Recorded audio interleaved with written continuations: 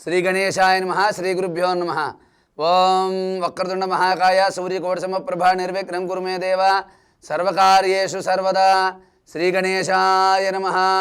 श्री गुरुभ्यो नमः। जय हिंदू भक्ति चैनल प्रेक्षकुలకు నమస్కారం। నక్షత్ర వైభవం కార్యక్రమానికి స్వాగతం। శ్రీ గణేశాయ నమః।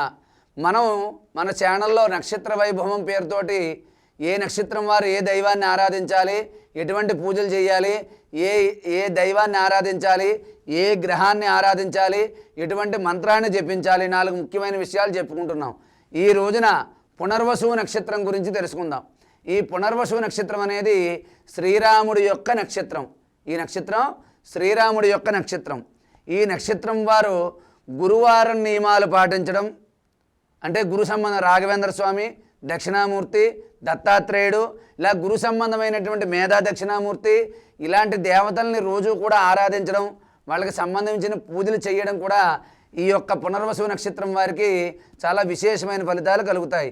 ఈ పునర్వసు నక్షత్రం వారు గురుగ్రహాన్ని ఆరాధించడం, ఇంట్లోనైనా ఎక్కడైనా సరే గురువారం నాడు పసుపు రంగు పువ్వులతో దేవతల్ని, అంటే మీకు నచ్చిన దేవుణ్ణి, కృష్ణుడు అవ్వచ్చు, రాముడు అవ్వచ్చు, అమ్మవారు అవ్వచ్చు, ఏదైనా సరే గురువారం నాడు పసుపు రంగు పువ్వులతో పూజించండి। మీరు గురువారం నాడు వీలైతే పసుపు రంగు వస్త్రాలు ధరించి శివాలయానికి వెళ్ళి ఓం బృహస్పతయే నమః, ఓం బృహస్పతయే నమః మంత్రాన్ని చదువుకుంటూ అక్కడ 27 సార్లు ప్రదక్షిణ చేసి పసుపు రంగు పువ్వులు చేత్తో పట్టుకుని మీ మనసులో కోరికను తలుచుకుని ఆ పసుపు రంగు పువ్వుల్ని ఆ యొక్క శివాలయంలో సమర్పించండి। అప్పుడు మీకు విశేషమైనటువంటి ఫలితాలు అనేవి తప్పకుండా కలుగుతాయి।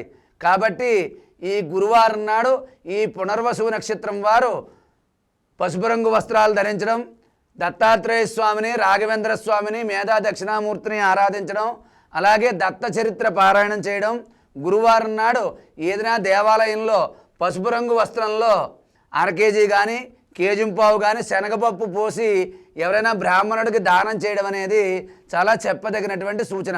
అలాగే అమావాస్య నాడు మీరు కాళహస్తి వెళ్ళి దర్శనం చేసుకుంటే ఆ తర్వాత రోజుల్లోనే ఈ పునర్వసు నక్షత్రం వారి జీవితంలో చాలా మంచి మార్పులు జరుగుతాయి।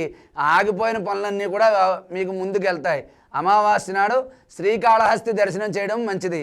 అలాగే ప్రతి పౌర్ణమి నాడు పెరుగు అన్నం కలిపి దాంట్లో కొద్దిగా పోపు దద్దోజనం కింద చేసి ప్రతి పౌర్ణమి నాడు కనీసం ఒక 10 మందికో 5గురికో ఈ యొక్క దద్దోజనాన్ని సమర్పించడం, లేకపోతే లేని వాళ్ళకి పెట్టడం వల్ల, లేకపోతే అంతకీ మీకు ఏమీ కాకపోతే దద్దోజనాన్ని ప్రతి పౌర్ణమి నాడు అమ్మవారి గుళ్ళో కానీ శివాలయంలో కానీ మీరు తయారు చేయించి భక్తులకు పంచిపెట్టడం వల్ల కూడా మీకు చాలా ఆగిపోయినటువంటి పనులన్నీ కూడా ముందుకు వెళ్తాయి। కాబట్టి ఈ పునర్వసు నక్షత్రం వారు గురువారం నియమాలు పాటించడం, రాఘవేంద్ర స్వామిని, దత్తాత్రేయుడిని కానీ మేధా దక్షిణామూర్తిని కానీ పూజించడం, ఎప్పుడైనా సరే ఏదైనా పని మీద వెళ్ళినప్పుడు మీ ఇంట్లో ఇష్టదైవాన్ని, కులదైవాన్ని పసుపు రంగు పువ్వులతో పూజించండి।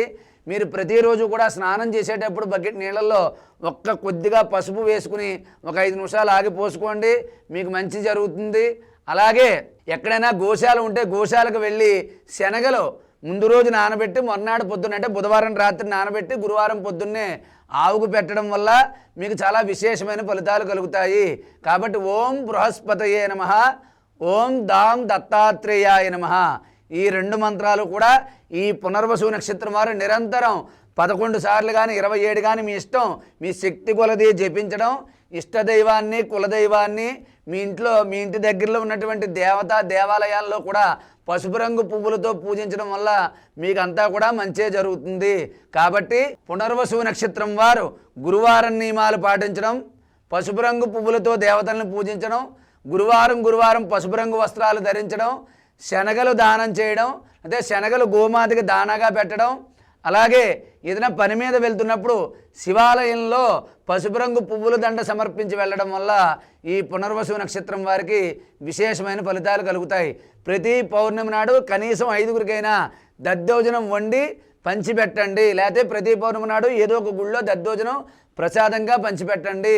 మీకు ఏదైనా ఖాళీ ఉన్న రోజున ఒక అమావాస్య రోజు నాడు, అంటే ముందు రోజు బయలుదేరి అమావాస్య పొద్దున్నకి కాళహస్తి వెళ్ళి అక్కడ కాళహస్తిలో దర్శనం చేసుకోండి। మీ జాతకంలో చాలా మంచి మార్పులు జరుగుతాయి, మీకంతా కూడా మంచే జరుగుతుంది, జరగాలని చెప్పి ఆశీర్వదిస్తూ సర్వే జనా సుఖినో భవంతు। స్వస్తి।